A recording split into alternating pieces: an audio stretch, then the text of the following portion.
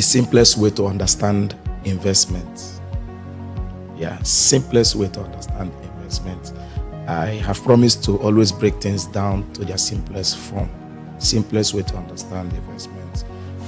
Investment can be as simple as ABC. As simple as ABC. And how we'll go about it is, first of all, we will understand the primary goal of every investment. The primary goal of every investment. We will understand the nature of every investment. We also talk about the principles that govern investment. And then when you reach out to investment brokers, what are the fundamental questions that you must ask them before you subscribe to their investment portfolio or investment service? Okay, the primary goal of every investment is to increase the value of what you want to invest. Anything you want to increase the value, investment is the way to do that. So the primary purpose or primary goal behind every investment is, I have something, a piece of material now, but I want to get a greater value of that material in the nearest future. So whatever you invest is what you are going to get increase of the value as the day progresses. Just like a farmer will want to have a bountiful yield of maybe maize, the person will decide to go and till the soil and put that a seed of maize into the soil. In 3 months' time, the person will get in return, harvest of maize. The maize is now the element that you want to increase. Then the soil is the vehicle, is the portfolio upon which you are investing. They call it sowing in agricultural parlance. Is the portfolio upon which you are sowing. Then when time impacts on that portfolio, definitely you will get a return on that stuff that you have sown. It now implies that for investment to take place, there must be a portfolio or a vehicle. Okay, there must be a portfolio. That portfolio can be termed as a vehicle. Vehicle is a medium or an instrument that is expected to take you from point A to point B. So in the case of having bountiful harvest of maize, you need a vehicle, which is the soil. It is the soil that you go and put the seed of or a grain of maize into it. With time, it's going to give you, something that is very, very much than what you have invested. In the same way, there are portfolios or vehicles that will drive that seed that you are setting apart, to the place where you want it to be. That's as simple as it could be. You need a portfolio or a vehicle. You need that vehicle. Many times also can also be termed as an asset. Okay, as an asset, you pick that piece of material you have. Let's say money, for example, you put it in an asset. That asset becomes the vehicle, becomes the portfolio. Okay, that will drive you from where you are to the place you want to be. It will take time. And financial investment is basically a process of putting away money in an asset with the aim of generating and growing your income. Financial investment is the process of putting your money into an asset, and the sole aim is to generate and to grow income. Now, how you grow your income depends on certain things. How you grow your income depends on certain things. You want to generate XYZ return from an investment, that depends on some certain things. Why I am saying this thing now? So that we have a very good mentality about tomorrow. Tomorrow is pregnant, like some people will say. You cannot really tell what may happen tomorrow. So you begin to begin to prepare for that tomorrow, because there are unexpected events that can happen tomorrow, and if you didn't prepare for them, those events can destroy an individual. But if you prepared, in case they come up, definitely your mind was ready to handle them.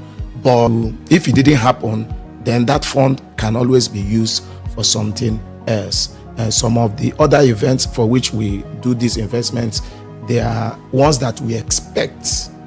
They are the ones that we expect.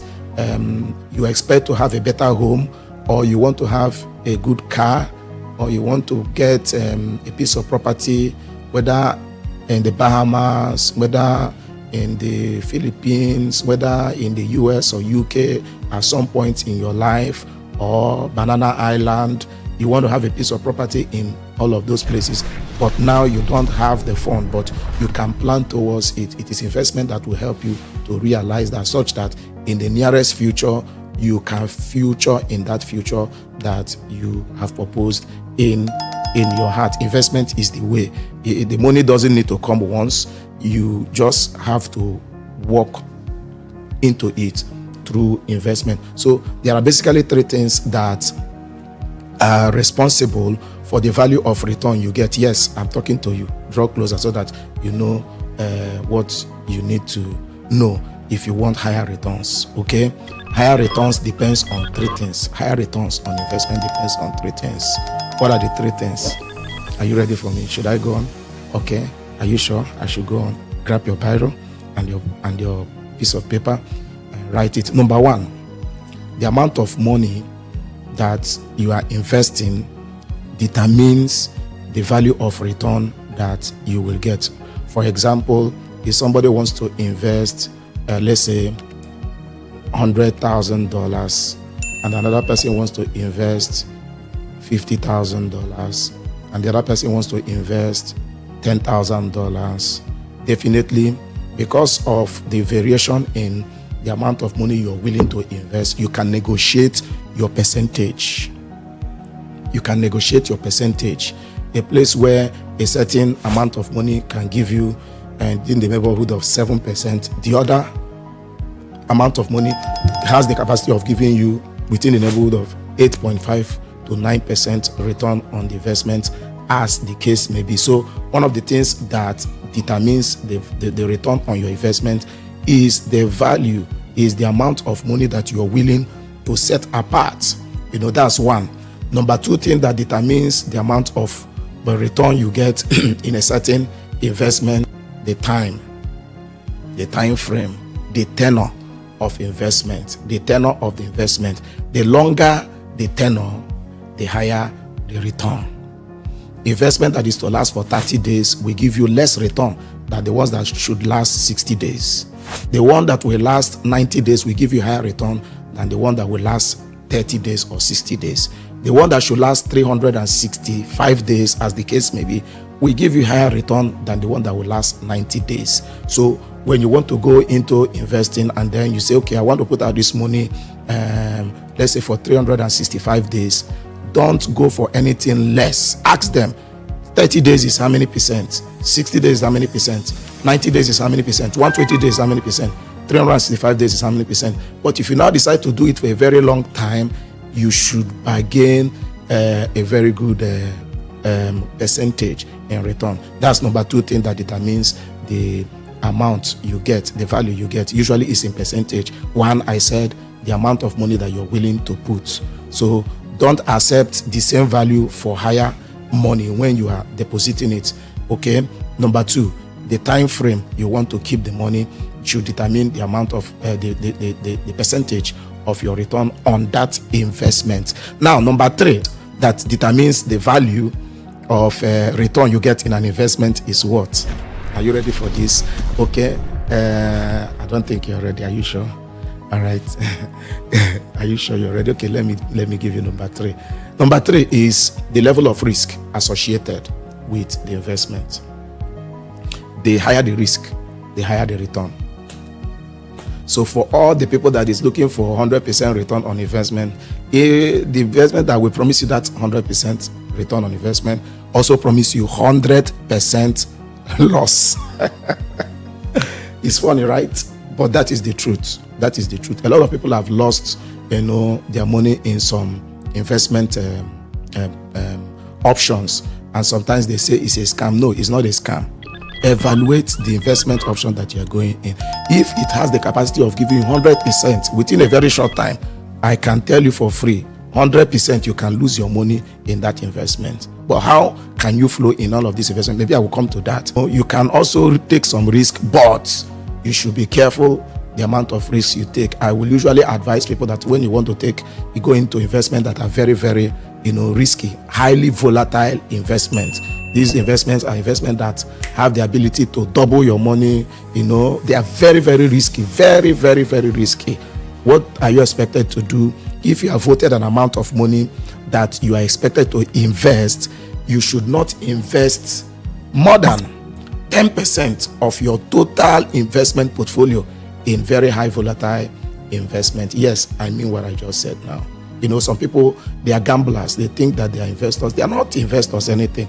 They are just greedy people, gamblers, because they've learned that a particular investment option has the capacity to give them 100% of their return. They can even go to sell property that they don't have in order to double their money. There's no investment like that. Okay, that is gambling. That is not investing. That's gambling. So we should know the difference between investing and gambling. Investing and gambling. So I've mentioned three things that determines the volume of return you get in an investment. What are they? Number one, the amount of money you're willing to invest. Number two, the tenor. Number three, the risk that is associated with the investment. So if you got value from what we have shared, make sure you tell your friend, subscribe to our page, share with our neighbors, tell a friend to tell a friend. We'll catch up with you next time. See you at the top. God bless you.